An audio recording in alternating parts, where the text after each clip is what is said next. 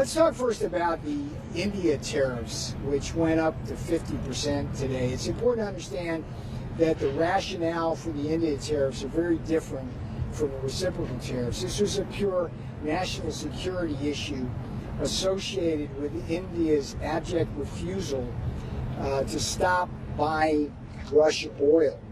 And the math of this, every American needs to understand, because it's related to the trade situation. You start with the fact that India is the Maharaja of tariffs. It's the highest tariffs in the world, charging on American products, and it's got high non-tariff barriers, so we can't get our products in. So we send a lot of dollars overseas to India to buy their products in an unfair trade environment. India then uses American dollars to buy Russian oil. Russia then uses those American dollars that come from India to finance its armaments to kill Ukrainians. And then American taxpayers are then called upon to pay for the weapons that have to defend Ukraine against Russian armaments paid for by American dollars that came from India. That's got to stop. That math doesn't work. The president understands the connection between economic security and national security, so that was the bottom line there. Second thing, totally unrelated, I want to talk just briefly and make one point about the Russia hoax, because Can I ask about the India tariffs first before you do that? Yeah, sure. On that front, if that's the rationale, China buys more Russian oil than India does, and they have not been targeted for that. So why is India having its tariffs doubled? As the boss says, let's see what happens. Keep in mind that we have over 50% tariffs on China already. Okay? Right, but you could but they haven't been punished for buying Russian oil. We have over 50% tariffs on China, so we don't want to get to a point where we actually hurt ourselves. Okay, but so do you see what people that question, by that? and I think I've given a really good answer to that. We've got tariffs of 50%, and we already have high tariffs on China. So I take your point.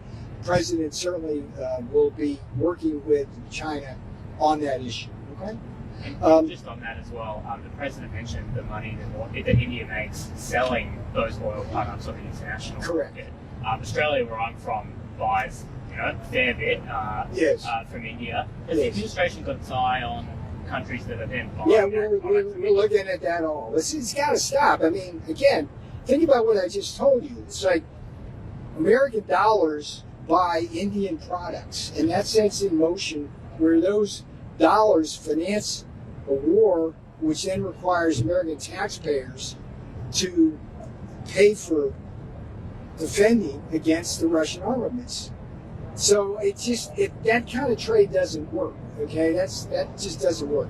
Now let me just really shift gears radically, because I want to talk a little bit about the Russia hoax, the Grassley report, and the Durham Annex, which came out last week. I had been working with Senator Grassley's office. I got to give him three cheers, because he's been working relentlessly to get out the information about the Russia hoax. And here's what I want to say. I went to prison,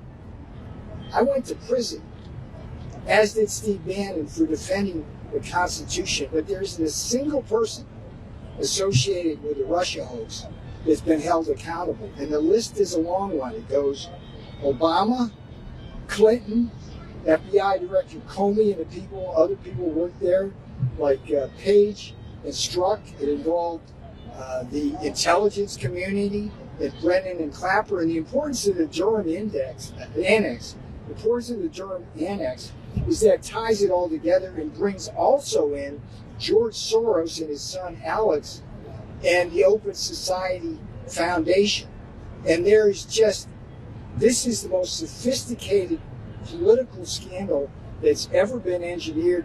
No one's been held accountable. Good for Attorney General Pam Bondi for pursuing that. And the most important thing I can tell you, if people are not held accountable for the Russia hoax, they will do it again. If people are not held accountable, they will do it again. And that's what I'm most concerned about.